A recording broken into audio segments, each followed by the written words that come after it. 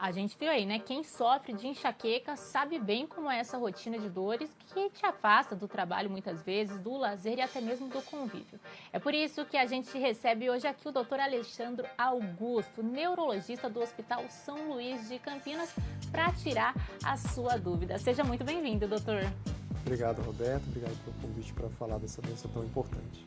Então vamos lá, olha, queria que o senhor comentasse primeiro, né, começasse falando quando que a dor de cabeça já não é mais considerada normal. Certo. A dor de cabeça, ela pode ser um sintoma das mais variadas doenças. Uma gripe pode dar dor de cabeça. Então ela entra aí como um sintoma da doença. Só que quando ela é o sintoma principal, nós devemos ficar alerta a alguns sinais. Nós, como neurologistas e também os médicos emergencistas, sempre que se deparam num pronto-socorro, por exemplo, com um paciente com uma dor de cabeça que é tida como a pior da vida, ou uma dor de cabeça que alcança o máximo da intensidade em questão de 1 minuto, uma dor que a gente chama de cefaleia entrovoada, ou uma dor de cabeça que vem acompanhada de algum sintoma neurológico focal, uma fraqueza de um lado do corpo, uma perda de metade do campo visual, ou uma perda visual. Uma dor de cabeça que foge completamente do padrão de paciente, das dores de cabeça que o paciente previamente já pode ter tido, são o que a gente chama, alguns desses são sinais de alarme. Então são sinais que requerem um exame neurológico mais aprofundado e eventualmente até um exame de neuroimagem, como aquele primeiro exemplo que eu dei lá da cefaleia entrovoada, a pior dor da vida, requer uma tomografia de crânio para descartar causas secundárias que podem estar levando essa dor de cabeça, causas mais graves. Então, essa dor muito forte é um dos sintomas assim que a gente consegue diferenciar de ser uma enxaqueca ou uma dor de cabeça comum? Bem, a enxaqueca ela pode também ser muito forte. Inclusive, um dos critérios diagnósticos é uma dor de intensidade moderada a alta, a intensa. Então, não necessariamente somente a intensidade vai ser um diferencial, mas a forma que ela se inicia. Se for uma intensidade máxima, geralmente a enxaqueca ela vai começar ali numa intensidade de 0 a 10, vai começar numa intensidade de 5, 6, e ao longo do dia ela pode chegar a 8, 9 ou 10. Ela não se inicia de forma súbita, em menos de 1 minuto já em intensidade 10. Então esse seria uma forma de diferenciar sim uma dor de cabeça que pode ter um maior agravante relacionada a diferente da enxaqueca. A enxaqueca demora um pouco mais de tempo até atingir o máximo da intensidade. Certo, e olha, qual que é a duração típica, né, de uma crise de enxaqueca? Normalmente, quando que é recomendado procurar o médico? 1 dia de dor, 2 dias, 3, como que funciona, doutor? A enxaqueca, via de regra, ela vai ter uma duração de 4 a 72 horas, ou seja, até 3 dias. Além disso, já é um tempo maior que a gente chama de status migranoso. De regra, ela tem que durar até no máximo 3 dias. O que eventualmente pode acontecer é ela se iniciar, melhorar a ponto de ficar bem fraco, o paciente até achar que passou e o paciente já iniciar uma nova crise. Às vezes o paciente fica vários dias, não necessariamente sendo status migranoso, vários dias tendo essa piora e melhora oscilando. Se o paciente tem uma dor de cabeça que sugere uma enxaqueca, por exemplo, a enxaqueca ela tem características específicas, então ela é uma dor que vai ser via de regra unilateral, uma dor pulsátil, como se estivesse batendo o cérebro na cabeça, uma dor que piora o esforço físico, então o paciente está com aquela dor e sobe uma escada, a dor fica pior. Associada junto da dor pode vir náusea e vômito, ou o clássico, que é muito frequente os pacientes sentirem, a foto e a fonofobia, que são justamente aquela sensibilidade à luz ou sensibilidade ao som que piora a dor de cabeça. Então, quando tem essas características, sugere bastante um quadro de enxaqueca, é algo que pode estar incomodando o paciente, vale a pena sim ele procurar ambulatorialmente, não necessariamente no pronto-socorro, um neurologista para pensar se há indicação de um tratamento mais específico. E quais fatores podem desencadear, né, uma crise de enxaqueca? O senhor comentou agora que um esforço físico, por exemplo, subir uma escada, pode desencadear uma crise. O esforço físico, na vigência da dor, ele vai piorar a dor. Não necessariamente ele vai desencadear a dor de cabeça. Mas sim, uma vez que o paciente tem esse diagnóstico, ele tem enxaqueca, existem uma série de gatilhos que podem dar aquele start na dor. O paciente estava sem dor, como apareceu no vídeo, a paciente notou que ao comer manga, a manga gera dor de cabeça. Tem alguns que são bem relacionados, por exemplo, queijos envelhecidos, o álcool é um grande gatilho dentro das bebidas, o vinho tinto, um componente do shoyu do molho inglês chama glutamato monossódico, também é um clássico gatilho. Outros alimentos, como frutas cítricas, também podem levar. Eu sempre gosto de orientar os pacientes que eles se observem. Então, determinado dia eu comi aquele alimento e pouco tempo depois eu desenvolvi uma dor de cabeça. Então, tentar relacionar, toda vez que eu como aquilo, eu tenho dor de cabeça. Mas não só alimentos. Os alimentos eles podem ser gatilhos, mas existem outros também. Outro que é muito frequente, alteração de sono. Então, um paciente que, por algum motivo, dorme pouco. Isso pode ser um gatilho. O jejum prolongado pode ser outro gatilho. A enxaqueca é muito mais frequente nas mulheres. E nas mulheres, o período menstrual está muito relacionado à enxaqueca. Então, aqui próximo, alguns dias antes da menstruação ou durante a menstruação, a própria alteração hormonal do ciclo menstrual funciona como um gatilho muitas vezes.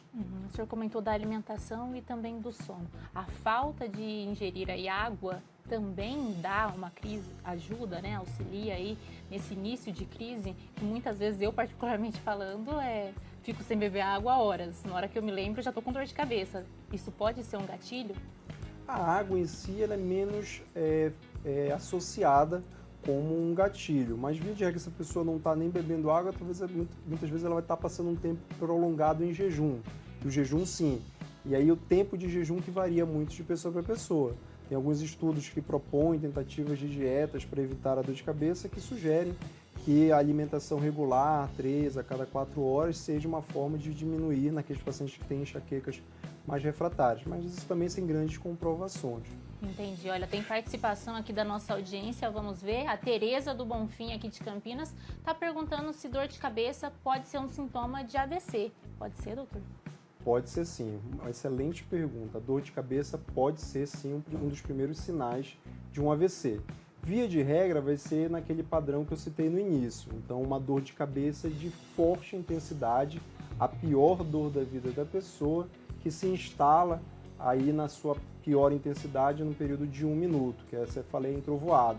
Então essa dor está relacionada com um dos tipos de AVC que chama hemorragia subaracnoide, pode também se apresentar dessa forma no AVC hemorrágico. Existem outros padrões de dor de cabeça aí bem mais raros, mas que também podem estar relacionados ao AVC, então uma dor de cabeça que vai seguir um trajeto no rosto unilateral, que chama cefalodinha, ela pode, se junto, via de regra, com um sintoma focal, ou seja, uma fraqueza, mesmo que leve do outro lado do corpo, pode sim estar relacionado a um AVC, que a gente chama de um AVC isquêmico, relacionado a uma dissecção de vaso, por exemplo. Então é um super alerta, digamos assim, se tiver uma dor de cabeça de um único lado, unilateral. Que venha associado a um sintoma neurológico focal, sim. Tem que ter, porque unilateral, as enxaquecas vão ser, outras dores vão ser também unilaterais. Mas tendo esse trajeto associado a uma diminuição de força, ou uma perda visual, uma alteração de fala, que é o sintoma neurológico focal, sim. Até que se prove o contrário, precisa se descartar um AVC. Certo, olha, tem mais participação aqui do Rodolfo dessa vez. Ele está perguntando se cortar a cafeína e exercício físico pode ajudar a diminuir a enxaqueca. Excelente pergunta também, Rodolfo. Em primeiro lugar, o exercício físico, sim, como um método até de promoção de saúde, ter uma vida saudável, o exercício físico ele pode contribuir como uma parte do tratamento não medicamentoso da enxaqueca. Então, uma prática rotineira de 150 minutos por semana, pode se dividir 5 vezes de 30 ou 3 vezes 50, de uma atividade física aeróbica, ela pode contribuir na redução da dor de cabeça. A cafeína não tem tanto essa relação. Existe algumas pessoas que têm uma sensibilidade sim maior à cafeína e se tomar uma quantidade muito importante, muito grande, pode acabar sendo um gatilho. Existe também a própria dor de cabeça relacionada ao uso da cafeína. Então, pessoas que têm hábitos de tomar uma quantidade muito grande de café, quando tomam uma quantidade menor do que o habitual, acabam tendo uma dor de cabeça que às vezes pode lembrar a apresentação da enxaqueca, mas não necessariamente. Aí seria uma cefaleia relacionada realmente ao uso da cafeína. Certo, doutor. Ó, tem mais perguntas chegando, agora do Donizete, do Jardim Florência. Ele está perguntando qual o melhor exame para diagnosticar essa dor, né, de cabeça ou a enxaqueca. Qual o exame consegue diferenciar aí? Excelente, Donizete. O melhor exame para diferenciar se o paciente tem uma enxaqueca é o exame clínico. Na realidade, a anamnese, a história clínica, para se investigar as características dessa dor associado a um bom exame físico neurológico. Esse, de longe, é a melhor forma de se diagnosticar a enxaqueca. Não existe um exame específico para o diagnóstico de enxaqueca. O diagnóstico ele é clínico, associando-se a anamnese ao exame físico, e aí por aí você avalia se o paciente tem os critérios da Sociedade Internacional de Cefaleia, que preenche os critérios para enxaqueca. Em frente a um quadro que haja sinais de alarme naquela apresentação, como a gente já citou algumas vezes aqui a cefaleia entrovoada, aí sim há necessidade de exames complementares. Mas, via de regra, numa consulta ambulatorial, que o diagnóstico é de enxaqueca, via de regra não há necessidade de exames complementares a mais. Certo. E, doutor, quais são os tratamentos? Aí, quando a gente fala de tratamento, o que é mais eficaz? Perfeito. Existem, sim, vários tratamentos. E a gente vai separar aqui no tratamento da fase aguda, ou seja, o tratamento da dor em si. Então, o paciente começou a manifestar dor. Qual é a primeira estratégia que nós gostamos de usar? O anti-inflamatório. E aí, dentre os anti-inflamatórios, o ibuprofeno e o naproxeno.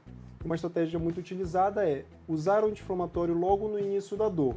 Se dentro de 1 hora essa dor não melhorar, tomar mais um comprimido. É muito mais fácil se interromper a crise da enxaqueca na primeira hora do que quando ela já se instalou.